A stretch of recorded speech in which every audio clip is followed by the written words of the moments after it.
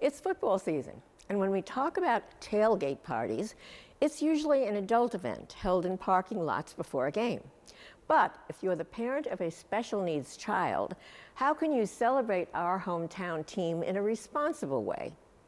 Recently, our friend Kate Glazer and her Hope Rises organization staged a game day event at the Wings Flights of Hope facility on California Road that brought children and families together.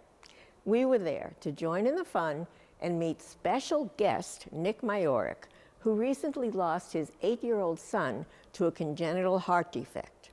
His little boy Eddie was a big Bills fan who inspired the Bills Mafia fan base with many videos his dad posted on Twitter.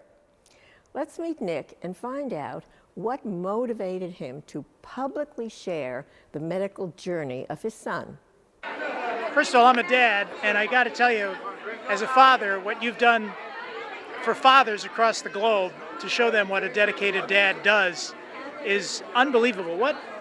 First of all, for those viewers who are not familiar with Eddie, what was his medical condition, Nick? Eddie had a congenital heart defect called pulmonary atresia with VSD MAPCUS. He's basically born without pulmonary artery function, and his arteries were basically like a road map. So when you hear VSD MAPCUS, that's kind of how I associate it. His arteries were kind of like all over the place, like a road map. So it wasn't a solid pulmonary artery where he could get adequate flow and blood flow and oxygen. But his brave battle was met with such a positive energy. I've never seen a photo of him not smiling. How did he find it in him to battle his medical condition so positively? I wish I knew. I wish I knew, because from day one, he loved life, and he was always faced with a challenge, no matter what it was, whether it was an open heart surgery, whether it was physical therapies, whether it was school, in and out of school, having to figure out how to get his schooling because he was always having health issues. He always remained positive, and he always attacked life with like a love, and he loved everybody. And when he walked in a room, he made everybody happy, and it was such a gift to me. And I think that's why I turned to social media, just to share him with the Bills Mafia, because when he would say "Go Bills," it would make, it was he was so happy and so excited to make me excited when he was real young, to say "Go Bills." Well, then that became our thing, the Bills, we had a connection.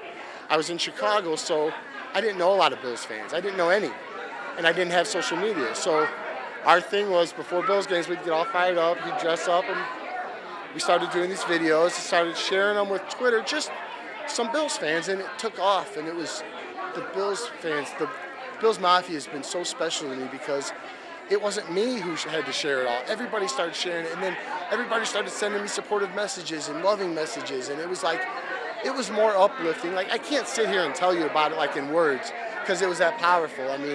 There were nights it kept me alive. It kept me going so I could function and go eat and do the things I need to do to just survive, because I was so afraid. I was afraid every day. I didn't know what the future was, but I knew no matter what happened, Eddie was going to be remembered, and he'll be a force forever because of what he left. Well, he will be. But Nick, you were very brave to post all those videos. Most people would have kept all of that very private. What motivated you to want to make it so public? Because it has inspired, and it's proven that social media can do good. I'll tell you, I've dealt with a lot of personal things throughout the last however many years, but the last 8 years when he's been in my life, they haven't seemed insurmountable, and I've figured out, I've learned new ways from him, I've learned new ways to attack challenges, and I almost felt like if I didn't share that, what am I doing? That can help somebody, and sure did. It sure helped the very first couple people I got messages from. It was inspiring them, and then every single message after that, it was either making people feel good, inspiring somebody, or helping someone through a difficult time in their life, and make them see a situation in a different way. So that became my thing. I'm going to share this. I'm going to share him.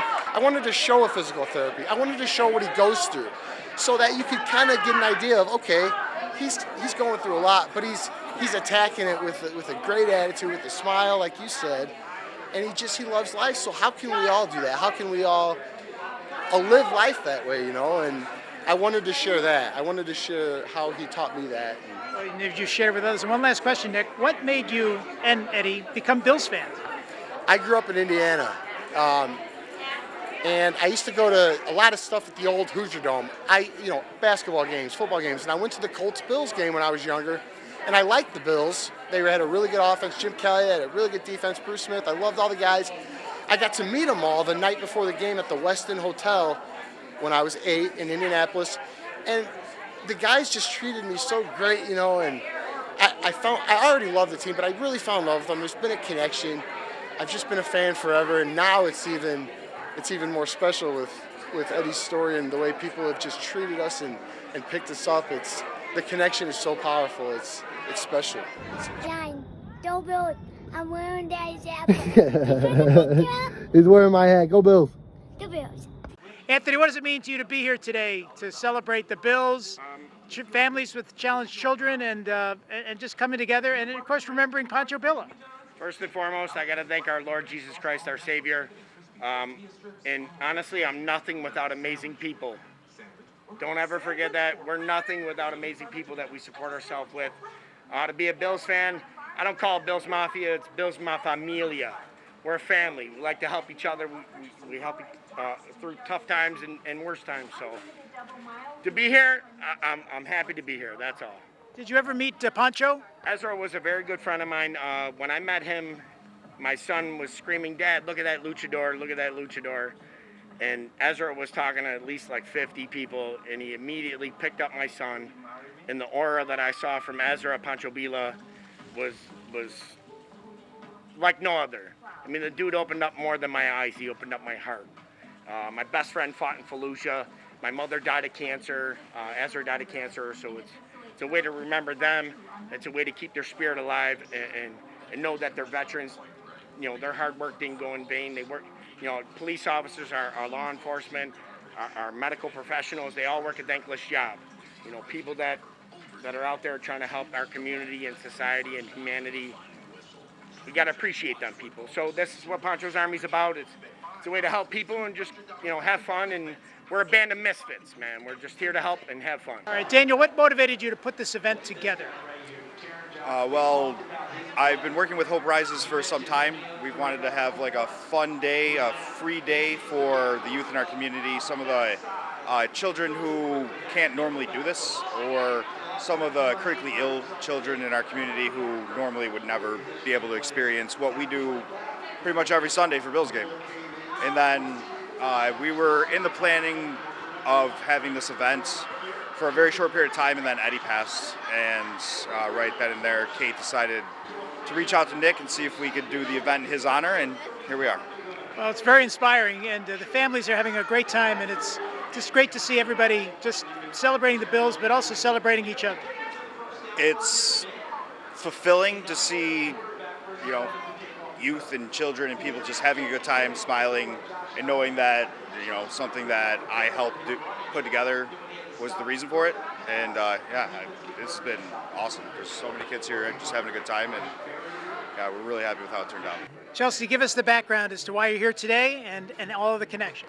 So I'm here on behalf of Hope Rises, but my daughter is also critically ill, and we're here to take care of other children that are critically ill through Wings Flights of Hope being here. And it's nice to kind of be together for one mission, higher good, celebrate the Bills win, and to give normal life to each person here today. It's inspiring to see everybody together. What do you think of everything? Honestly, I think that it's really nice for everyone to get together, especially since some people are ill, some people have problems at home, and to just watch football and have fun, eat pizza, have a good time with each other. It's really socializing as a community. And it's nice, and Joe DeMarco does a great job with Wings Flights of Hope. He's an angel on earth. He is. The last 12 years he's flown us, and without them my daughter wouldn't be here today. So we're beyond grateful for their mission of one flight at a time. How do you feel about that? I don't really know what to say, but it's really sweet how Joe and Diane would always be there for me, especially since he's there for everyone. People with cancer, people with diseases, for everything, for if they had to fly all the way to across the country, it's easier to get on a free flight than pay to drive. You're a strong young lady. Congratulations. Thank you. For more information on other events and how you can help, go to hoperisesnews.com.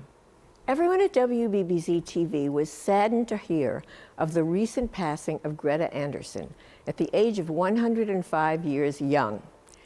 Greta and her late husband, Carl, founded Anderson's Custard and Roast Beef in 1946. Greta remained active as the matriarch of the family business even after passing the century mark, establishing Greta's Gifts, where all monies raised from the sale of custard cones is donated to the Variety Kids Telethon on her birthday. We will honor the legacy of Greta on our upcoming telethon this March. I'm Judge Penny Wolfgang. From everyone here at WBBZ-TV 5, we wish you and yours a happy and blessed Thanksgiving. We also thank you for joining us every week for Hometown Topical Talk on your Hometown Me TV station. And thank you for watching. We